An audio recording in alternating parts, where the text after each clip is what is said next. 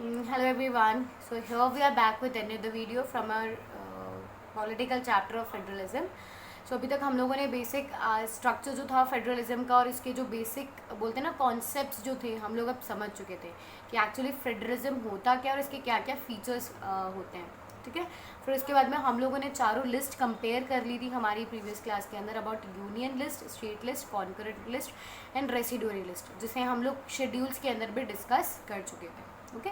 सो अब बेसिकली हमें समझना क्या है बेटा कि how is federalism practised being India a federal country. India एक फेडरल कंट्री है. फेडरलिज्म के सारे फीचर्स एक्सेप्ट करती है, सारे कॉन्सेप्ट्स हमने समझ लिए है ना. अब फेडरलिज्म इंडिया में प्रैक्टिस कैसे होता है. ठीक है. तो अब आपको बहुत अच्छे से पता है कि इंडिया के बहुत सारे स्टेट्स जो है, मैंने आपको जब ये समझाया था कि अब गुजरात कैसे बना है, महाराष्ट्र कैसे बना है ना, सबके पास अपनी एक नेशनल लैंग्वेज है, गुजराती हुई, मराठी हुई. तो ये सब किस बेसिस पे फ्रेम हुई है. ये लिंग्विस्टिक स्टेट्स है. ठीक है. लिंग्विस्टिक मतलब a state that is based upon a fixed language या फॉलोइंग अ नेशनल लैंग्वेज, या फिर स्टेट लैंग्वेज भी हम लोग उसे बोल सकते हैं. Like Gujarat is having Gujarati as the medium of communication. Right. तो आपको इतना यहाँ पे क्या समझना है कि ऐसी क्या क्या फीचर्स थे जिनके बेसिस पे हम लोग हमारे रेगुलर बेसिस पे हम लोग फेडरलिज्म को फॉलो कर रहे हैं. ठीक है. तो हमने क्या किया था जब स्टेट्स को बनाया था. ठीक है. लिंग्विस्टिक स्टेट्स जब हमने फ्रेम किए थे तो हमने एक लैंग्वेज पॉलिसी भी एक्सेप्ट की थी. वो लैंग्वेज पॉलिसी क्या है कि हमारे पास कोई भी नेशनल लैंग्वेज नहीं रहेगी. हम लोग सभी लैंग्वेजेस को इक्वल ट्रीट करेंगे.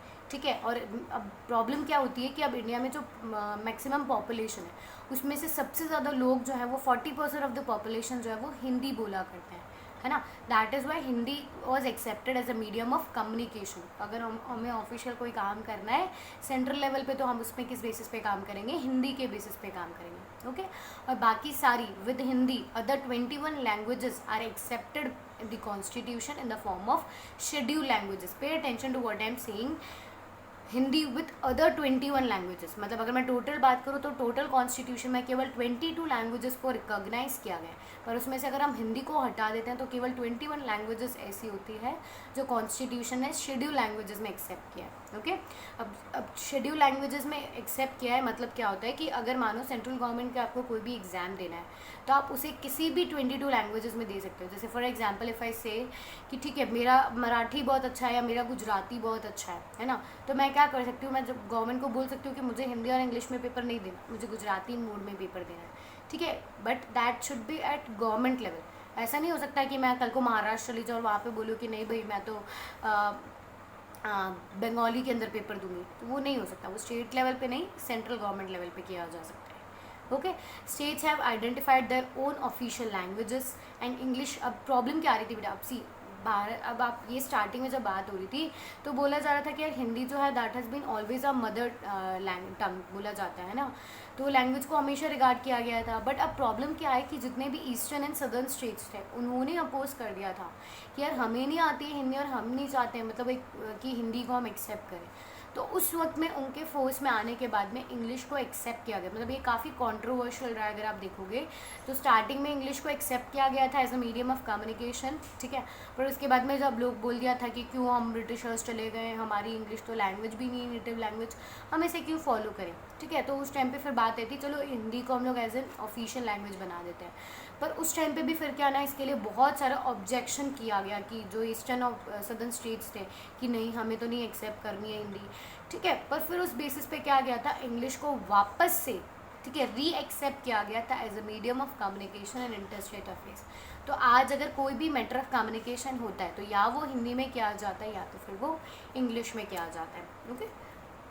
सेंट्रल स्टेट रिलेशनशिप की बात करूँ तो अब सेंट्रल स्टेट रिलेशनशिप में पूरा डायरेक्ट क्वेश्चन आते हैं बेटा कि how is a central state relationship in India. अब सेंट्रल स्टेट रिलेशनशिप को आपको कैसे समझना है कि सेंट्रल गवर्नमेंट और स्टेट गवर्नमेंट के बेसिस पे आप इसको समझोगे. तो 3 फॉर्म्स यहाँ पर होते हैं. 3 फॉर्म्स कैसे होते हैं कि सबसे पहले अगर सेंट्रल की रूलिंग पार्टी और स्टेट की रूलिंग पार्टी पुराने टाइम पर सेम हुआ करती थी, मतलब जब हमारे इंडिया में सिंगल पार्टी सिस्टम चला करता था. सिंगल पार्टी सिस्टम मतलब कि अब जैसे याद करो 1880 के वक्त में कांग्रेस तो बन गई थी. उसके अलावा जब 1947 में जब हम आज़ाद हुए थे तो हमारे पास और कोई भी अपोजिशन पार्टी अवेलेबल नहीं थी. है ना। तो उस टाइम पे चाहे अब सेंट्रल गवर्नमेंट पावर में आ गई, स्टेट गवर्नमेंट में भी कांग्रेस थी और सेंट्रल गवर्नमेंट में भी कांग्रेस थी और कोई ऑप्शन नहीं था लोगों के पास में।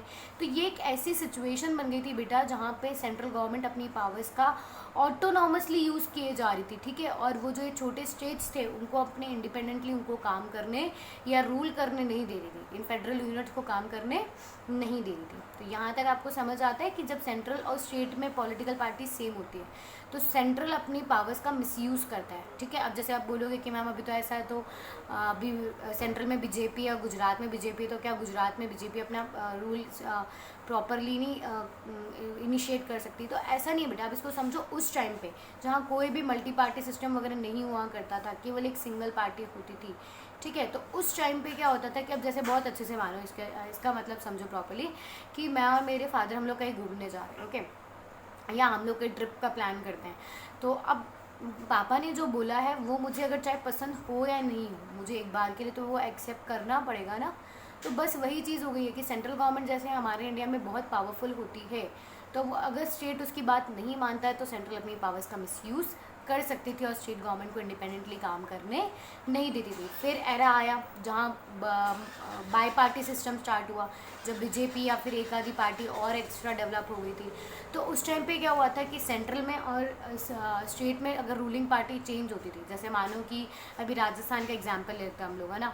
तो राजस्थान में एक अलग गवर्नमेंट है और सेंट्रल में एक अलग गवर्नमेंट है, राजस्थान में कांग्रेस है और सेंट्रल में हमारे पास बीजेपी है। तब क्या होता है कि सेंट्रल अपनी पावर्स का, बीइंग सेंट्रल मोर पावरफुल, वो अपनी पावर्स का इस तरह से मिसयूज़ करती थी और वो हमेशा स्टेट गवर्नमेंट को हटाने की कोशिश करती थी। मतलब अगर आप इस दोनों पॉइंट्स के अंदर सिमिलैरिटी देखोगे तो सेंट्रल गवर्नमेंट हमेशा ऐसे एड्स ढूंढा करती थी जिससे वो क्या कर सके, स्टेट गवर्नमेंट को डिसमिस कर सके, ठीक है। पर अब 1990 के अंदर क्या आया, नो सिंगल पार्टी सिस्टम आया, जिसमें हम लोगों ने नो सिंगल पार्टी के पास मेजॉरिटी आई, जहाँ हमने मल्टी पार्टी सिस्टम को एक्सेप्ट किया। और ये एक ऐसा एरा था जब कोलिशन गवर्नमेंट स्टार्ट हुई थी, ठीक है। मतलब इलेक्शंस हो रहे हैं ना, बीजेपी, कांग्रेस और भी जितनी भी XYZ पार्टीज़ थी, इनमें से किसी को भी वोट नहीं मिला, ठीक है। फिर पार्टीज़ ने क्या किया, साथ में आकर के, ठीक है, दो जिन्होंने साथ में आकर के कोलिशन फ्रेम किए, अलायंस फ्रेम किए और फिर अपनी गवर्नमेंट बनाई, ओके। तो कोलिशन गवर्नमेंट स्टार्ट हो गया था। अब कोलिशन गवर्नमेंट का फ़ायदा तो क्या हुआ कि अगर दो पार्टी आपस में भी साथ में काम नहीं करती है तो एक तो खुद पहली बात क्या होता है कि उनका खुद का कोलिशन टूट जाता है। और अब मल्टी पार्टी सिस्टम में क्या होता है बेटा कि हमारे पास बहुत अच्छी चॉइस होती है कि अच्छा ठीक है, अभी हम धमका सकते हैं, हम कांग्रेस को भी धमका सकते हैं, बीजेपी को धमका सकते हैं, आम आदमी पार्टी को भी, सपा वगैरह जितनी भी और हमारी रीजनल पार्टीज़ होती है, हम सबको मतलब बोल सकते हैं ना कि आप प्रॉपरली काम करो, कि अगर आप काम नहीं करोगे तो हमारे पास ऑप्शन है कि हम दूसरी पार्टी को चूज़ कर लें। पर पहले जब एक सिंगल पार्टी सिस्टम चलता था या बाई पार्टी सिस्टम था तो हमारे पास ऑप्शंस नहीं हुआ करते थे, ओके। उसके बाद में हम लोग आ जाते हैं डिसेंट्रलाइजेशन के अंदर। अब डिसेंट्रलाइजेशन में क्या होता है बेटा, यहाँ से आपको बहुत इंपॉर्टेंट चीज़ें समझनी है कुछ, जो NTA से बिहाफ पे भी इंपॉर्टेंट है। और हम लोग जब शेड्यूल पढ़ रहे थे तो 11th और 12th शेड्यूल भी मैंने आपको समझाया था। डिसेंट्रलाइजेशन की जो पॉलिसी है वो हमने एक्सेप्ट की थी 1992 के अंदर। ये बहुत बहुत बहुत इंपॉर्टेंट है। 1992 में हम लोगों ने डिसेंट्रलाइजेशन एक्सेप्ट किया था।